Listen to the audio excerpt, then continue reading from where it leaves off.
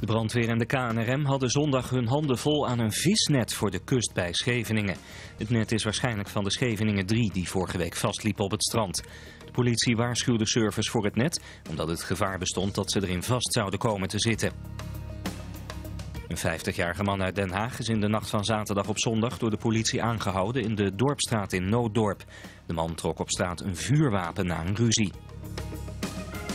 Brokstukken van de snelweg A12 zijn zondag terechtgekomen op auto's die onder het wegdek geparkeerd stonden. Het gebeurde op het stationsplein in Voorburg. Zeker 18 auto's hebben puin op het dak, aldus de politie. Meisjes konden dit weekend hun hart ophalen tijdens de 24e editie van de Tina-dagen in Duinrel. Zaterdag kwamen daar 12.500 mensen op af. Onder andere Nick en Simon, Main Street en Sarah en Julia traden op.